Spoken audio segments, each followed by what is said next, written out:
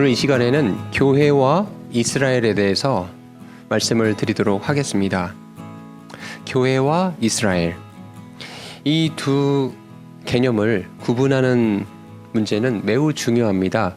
우리가 이제 성경을 보다 보면은 구약은 대부분 이스라엘에 관련된 유대인들과 관련된 얘기들이 나와 있고, 신약은 교회와 관련된 말씀들이 많이 기록되어 있어요.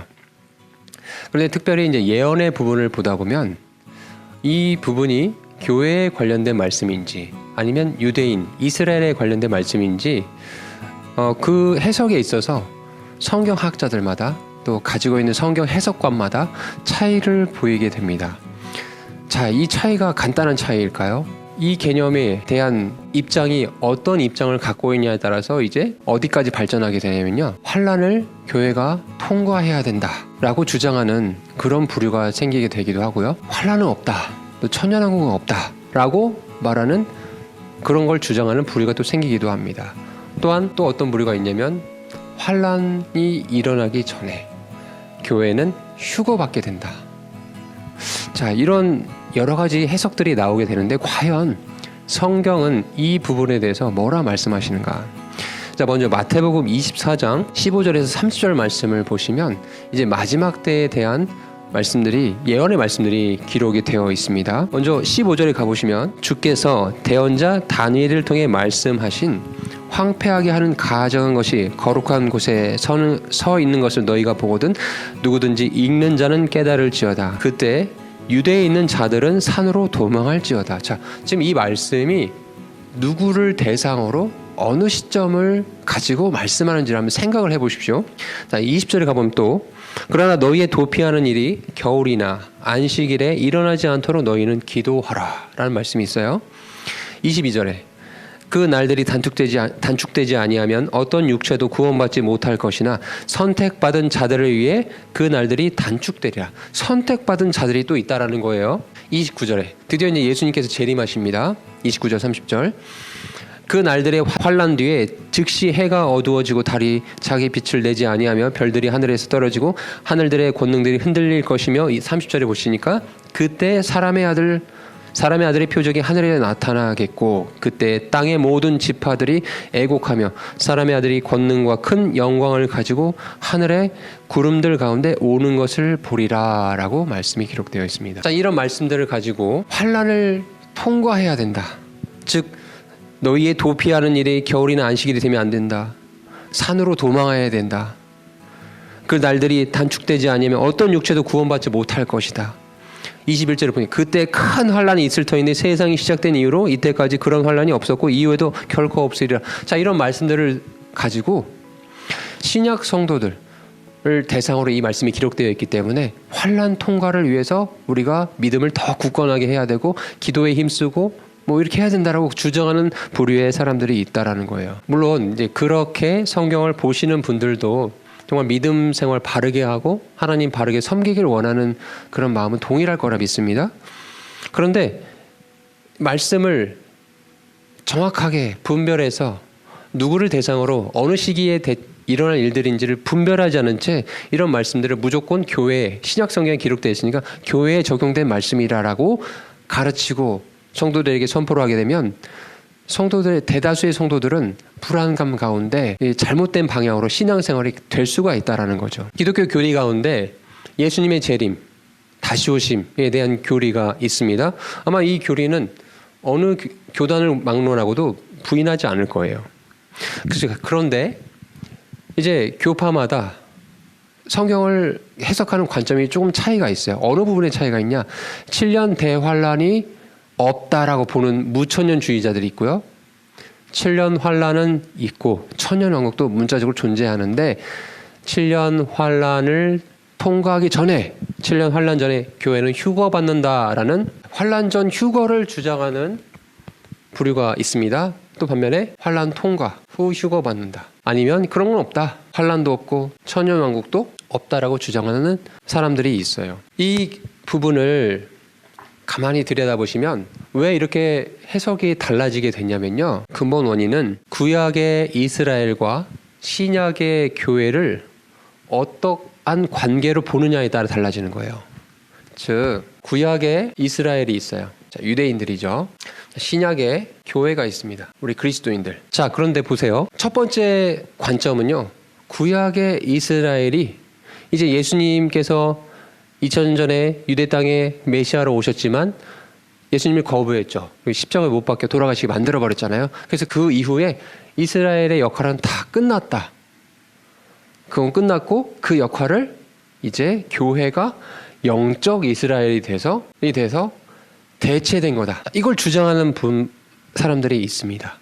그러면 이걸 주장하는 사람들은요, 이 관점에 따라서 방금 봤던 마태복음 24장을 어떻게 해석하냐? 이스라엘이 당할 그 큰 환란이 없고 교회가 이걸 대체했으니 결론적으로 환란을 통과할 수밖에 없는 그런 해석이 나올 수밖에 없는 거죠. 환란 통과 후 휴거된다. 자, 이렇게 논리가 이해가 되죠. 이렇게 연결이 되는 거냐. 자, 반면에 환란 전 휴거를 주장하는 또 성도들이 있습니다. 이분들은 구약의 이스라엘과 신약의 교회는 구분되어 있는 것이다 라고 성경을 보시는 거예요. 그래서 구약의 이스라엘이 담당할 역할들이 있고, 자, 이스라엘에게 남겨진 미션이 있다라고 보는 거예요. 그리고 교회는 또 교회대로 교회의 역할이 있다라고 보는 거예요. 그러니까 이스라엘과 교회가 구분됐다라고 보기 때문에 대체 신학을 인정하지 않는 거죠.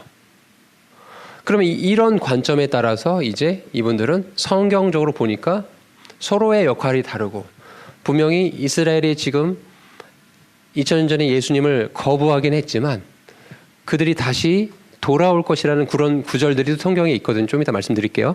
그런 것들을 가지고 그걸 근거로 생각해서 교회는 환난을 받지 아니하고 환난 전에 공중으로 휴거받는다 라고 이렇게 주장을 하게 됩니다. 자, 그렇다면 성경은 과연 뭐라 말씀하시는가를 한번 살펴보도록 하겠습니다. 마태복음 23장 37절에서 39절 말씀 볼게요.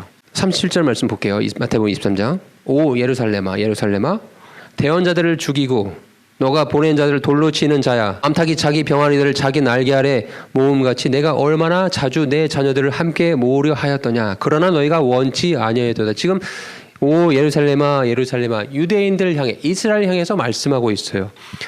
예수님께서 오라 나에게 오라라고 말씀하셨지만 너희가 원치 아니하였다. 자, 그래서 38절에 보라 너희 집이 버림받아 너희에게 황폐하게 되었느니라. 자, 이 구절만 보고 그러니 이제 이스라엘의 역할은 끝났다라고 주장하는 사람들이 있습니다.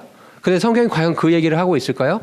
바로 밑에 39절에 보시면 아주 중요한 구절이 있어요. 같이 보겠습니다. 39절 보시면은 내가 너희에게 이르노니 이제부터 너희가 말하기를 주의 이름으로 오시는 분을 찬송할지어다 할 때까지 너희가 나를 보지 못하리라.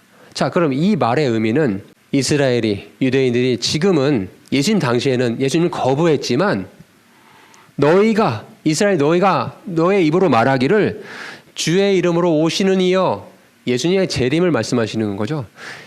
이 말을 할 때까지는 너희가 나를 보지 못할 거다. 그러면 예수님의 재림 때에는 유대인들이 예수님을 본다란 얘기죠. 그렇죠? 남겨진 미션이 있다라는 거예요. 이스라엘에게. 자, 로마서 가보겠습니다. 자, 로마서 11장입니다. 자, 로마서 11장 25절에서 27절 말씀 보겠습니다. 형제들아, 너희가 스스로 지혜로운 것으로 여기지 않게 하기 위하여 이 신비에 대해 너희가 모르기를 내가 원치 아니하노니 그것은 곧 이방인들의 충만함이 들어올 때까지 일부가 눈먼 일이 이스라엘에게 일어났다는 것이라. 자, 보세요. 이스라엘이 예수님을 십자가에 못 박아 죽게 만들어서 역할이 다 끝난 게 아니라 이스라엘의 일부가 눈먼 일이 있다라고 말씀하고 있어요. 그게 이스라엘에게 일어났다라는 것이라. 왜요? 왜 이런 일이 있대요? 바로 윗구절에 보니까 이방인들의 충만함이 들어올 때까지. 이스라엘의 일부가 눈먼 일은 왜 일어났냐면은 이방인들의 구원의 계획, 하나님의 경륜이 있었기 때문에 이런 일들을 허락하셨다라는 거예요. 이런 말씀들을 생각을 해보면 이스라엘은 전체가 버림받은 것이 아니라 일부가 눈먼 일이 있었고 다시 회복되는 일이 있을 거다라는 것을 성경 곳곳에서 말씀을 하고 있습니다. 자, 그러면 이제 교회와 이스라엘을 이제 구분해서 표로 좀 정리를 해드릴게요. 자, 먼저 기원을 생각해 봅시다. 이스라엘의 기원은 하나님께서 아브라함을 부르시면서 시작이 되었어요. 노아의 홍수 사건 이후에 하나님께서 셈족에 속한 아브라함을 부르셔서 이제 새로운 민족이 너가 될 것이다. 너의 씨들을 통해서 새로운 민족이 나올 것이다라는 말씀을 창세기 12장에 말씀하고 계시죠. 그리고 이제 그 자녀들에게 계속해서 반복해서 이 언약을 해 주시고 계십니다. 자, 그 이후에 이제 모세를 또 하나님께서 부르시죠. 그리고 그에게 성막을 만들게 하시고 그 성막의 지성소 가운데 하나님의 임재가, 하나님의 영광이 임하게 됩니다. 자, 그 이후에 또 재판 관계가 있었죠. 또 왕정 시대가 있었어요. 그러다가 이제 왕국이 분열이 되는 남유다와 북이스라엘로도 왕국이 분열이 되게 되죠. 그리고 그 분열된 왕국들이 이제 이방 민족들에 의해서 포로로 사로잡혀 가면서 BC 606년에 그 국가가 모두가 와야 되면서 하나님의 임재가 떠나게 됩니다. 하나님의 영광이 떠나게 돼요. 이때부터 이방인들의 때가 시작됐다고 보시면 돼요. 자, 이렇게 이스라엘의 기원은 아브라함으로부터 시작해서 국가가 형성되고 그 국가가 분열이 되고 포로로 사로잡혀가고 하면서 이런 쭉 역사적인 상황들이 있었다라는 거예요. 그러다 보니까 이스라엘에 소속이 되려면, 즉 유대인이 되려면 혈통적으로 자연적인 출생이 되어야 이스라엘 유대인에 속할 수 있는 것이지요. 자, 그러나 교회를 봅시다. 예수님께서 마태복음 16장 18절에 뭐라 말씀하셨어요?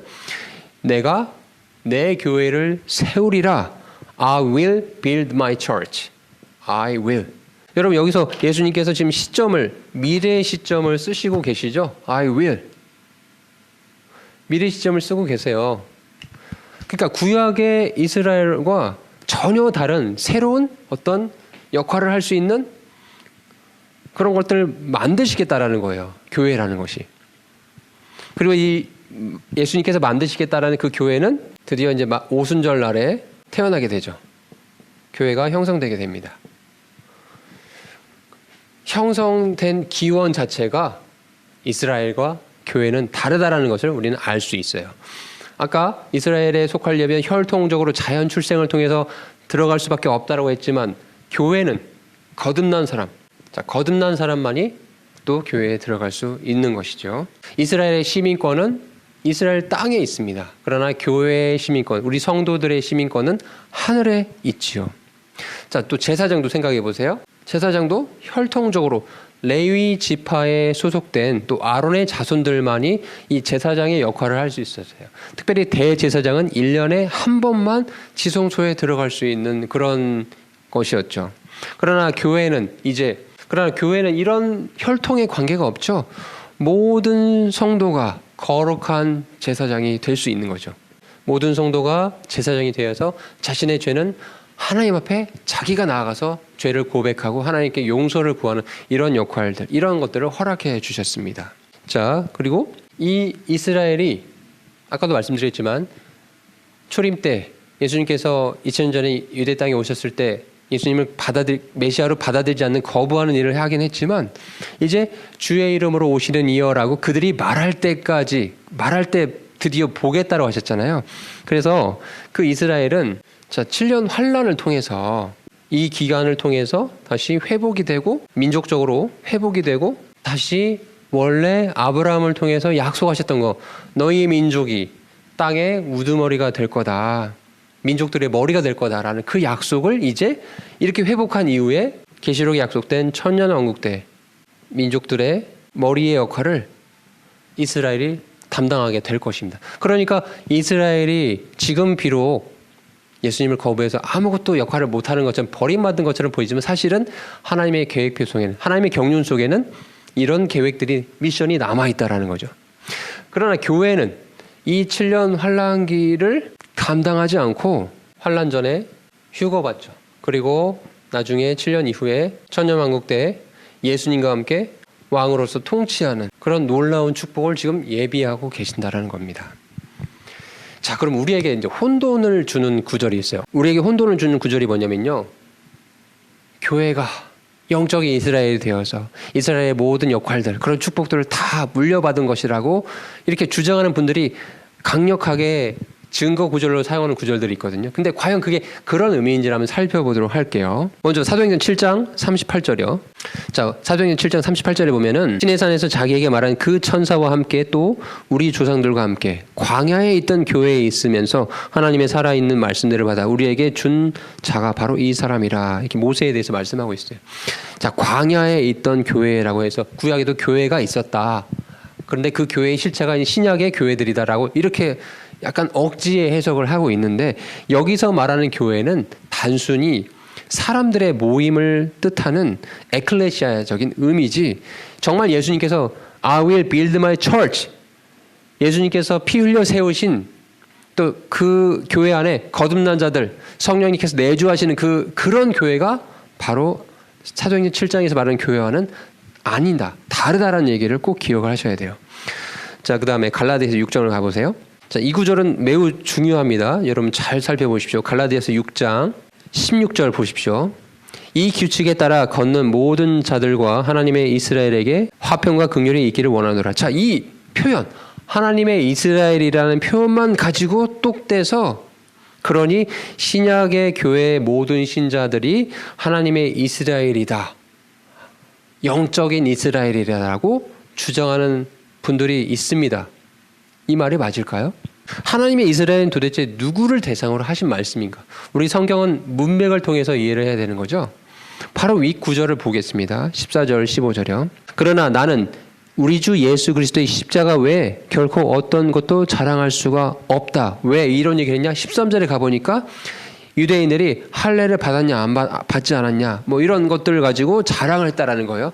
근데 나는 그렇지 않겠다. 바울이 얘기하는 거예요. 그분으로 말미암아 세상이 나에 대하여 십자가에 못 박혀 있고 나 또한 세상에 대해 그러하니라.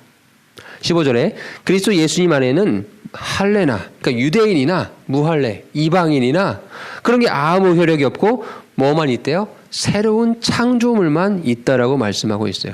그러니 이런 맥락 속에서 16절에 이 규칙에 따라, 즉 그리스도 예수님 안에서 할례냐 무할례냐, 혈통적으로 할례를 받았냐 받지 않았냐 아무 문제가 되지 않는다라는 거야. 그리스도 예수님 안에서는 누구나 거듭난 사람은 새로운 창조물이기 때문에 율법의 기준이 아니라 새로운 창조물로 변화되어 구원받은 유대인들도 하나님의 새로운 창조물이라는 거죠. 혈통적인 이스라엘이 아니라.